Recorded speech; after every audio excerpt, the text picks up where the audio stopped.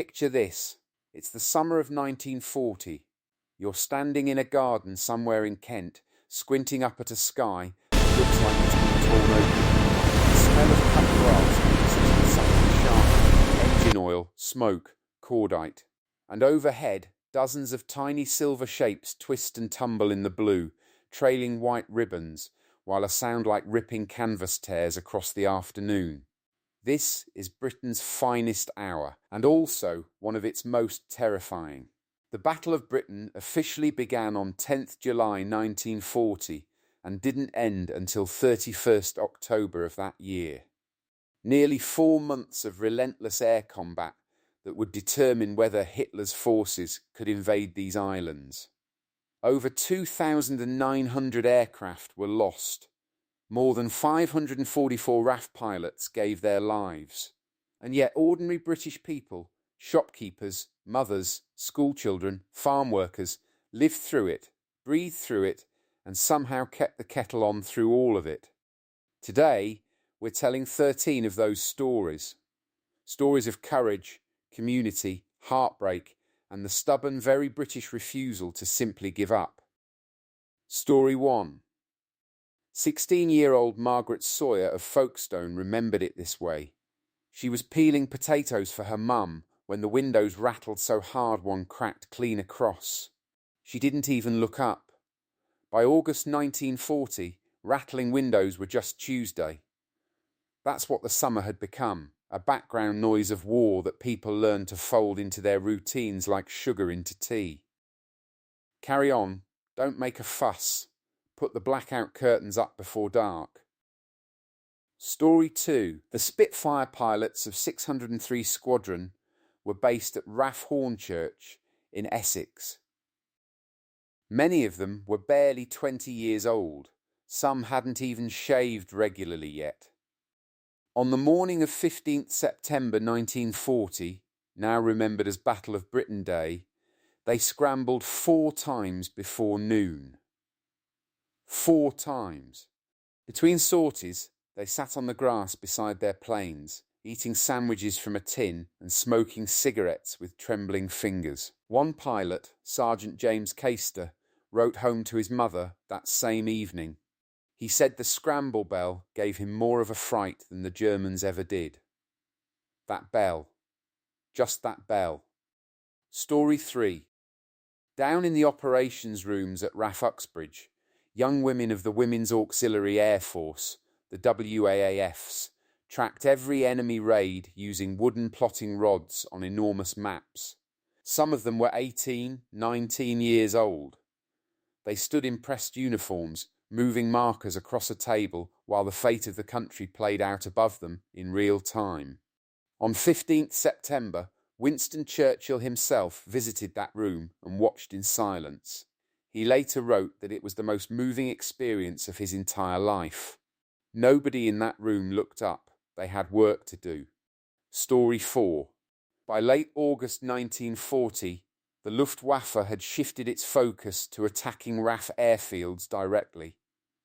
Biggin Hill in Kent was bombed 6 times in 4 days. The Nafi canteen was destroyed. The operations block was flattened. But the ground crews, mechanics, armourers, drivers slept in ditches and carried on servicing aircraft by torchlight. One armourer, a man named Bert Collins from Croydon, famously fixed a jammed cannon on a Hurricane using nothing but a screwdriver and language his grandmother would never have approved of. The pilot was back in the air within 40 minutes. Story 5. Not all of the Battle of Britain was fought in the sky. On the night of 24th August 1940, German bombers accidentally dropped their load on central London, the first bombs to fall on the city since the First World War. Families huddled in Anderson shelters at the bottom of their gardens, corrugated iron arches buried in the earth, smelling of damp soil and rust, often with a candle stuck in a bottle for light. Children lay on bunks with their gas masks in cardboard boxes around their necks. Mothers read them stories from books with dog-eared corners and tried to keep their voices steady while the ground shook above them. Story 6. The Observer Corps were a network of civilian volunteers who stood on rooftops, in fields, and on cliff tops with binoculars and telephone lines, tracking aircraft by eye and reporting in. They wore civilian clothes and tin hats. No aircraft, no weapons, just sharp eyes and nerves of steel. One post near Dover, staffed by a retired postman and a local baker, logged over 300 aircraft sightings in a single week. They filed their reports, made their tea, and went back to watching the sky. Britain has always run on volunteers and hot drinks. Story 7. It wasn't just men doing the fighting. By September 1940, women ferry pilots with the Air Transport Auxiliary were flying Spitfires, Hurricanes, and bombers between factories and airfields, often in open cockpits, with no radio, navigating by railway lines and river bends. One of them, Amy Johnson, the record-breaking aviator who was already famous across Britain, died in January 1941 after her aircraft went down over the Thames estuary. She was 37 years old. There was no state funeral. The war had no time for funerals. Story 8. The pubs stayed open. That needs saying.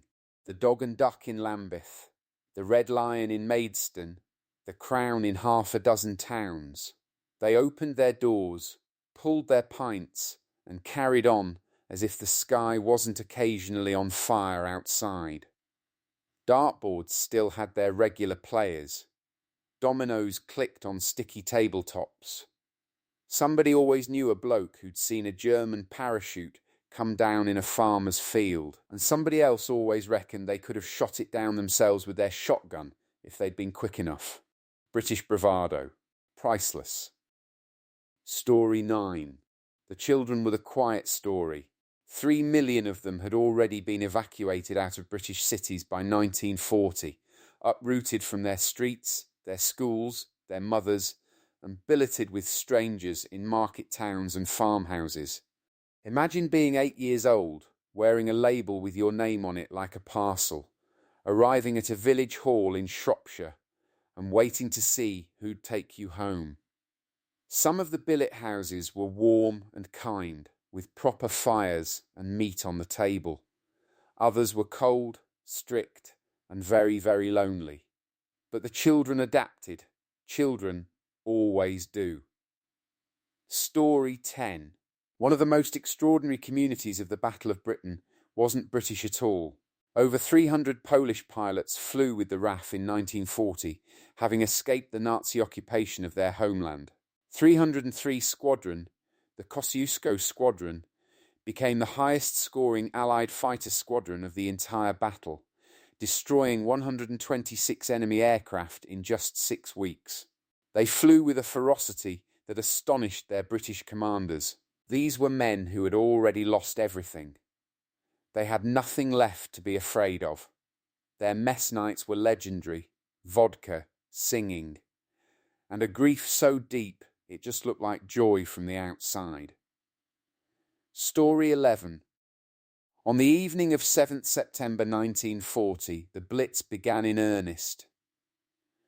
448 civilians were killed in London in a single night. The docks at the East End burned so fiercely they were visible from 60 miles away, a column of orange and black that pilots on both sides navigated by. In Stepney, in Bermondsey, in Poplar, families emerged from shelters at dawn to find their streets rearranged. Houses simply gone. A piano standing in an open lot where a parlour used to be. A child's pram, clean and untouched, in the middle of rubble. People picked up what they could carry and walked to a rest centre for tea and a blanket. Then, the next evening, they went back to their shelters and waited for it to happen again. And yet, somehow, they laughed. ARP wardens told jokes. Kids collected shrapnel from the pavement and traded the best pieces in playgrounds. Families from 3 bombed-out streets crammed into one neighbour's undamaged kitchen and played cards till midnight. There was a word for it, floating around in those months. Blitz spirit. It wasn't propaganda. It was simply what people did when they had no other option. You laugh or you crack. Most of Britain laughed. Story 12. By October 1940, the Luftwaffe had lost over 7,100 aircraft.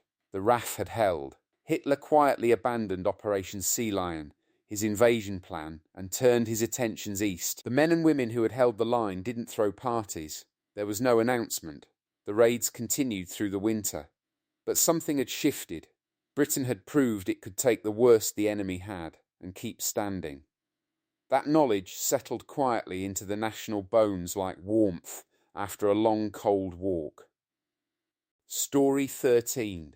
Years later, decades later, a woman named Edna Marsh from Birmingham, who'd been 12 years old during the battle, was asked what she remembered most. Not the bombs, not the fear. She remembered the smell of her mother's coat when she pulled her close during a raid. Wool and lavender. The weight of an arm across her shoulders in the dark. That's what war does to memory, in the end. It doesn't keep the loud things, it keeps the small ones. We had less then. Less safety, less certainty, less of almost everything. But somehow, in the shelters and the mess halls and the bombed-out pubs, it felt like more. More community, more purpose, more of each other. If you lived through those years, or if your family carried these stories down to you, you know exactly what we mean. And if this brought back memories, or gave you new ones, please share it with someone who needs to hear it. Please subscribe to keep these stories alive. Every view helps us preserve the history that shaped this country. And drop a comment below. Tell us, did your family have a Battle of Britain story? We read every single one.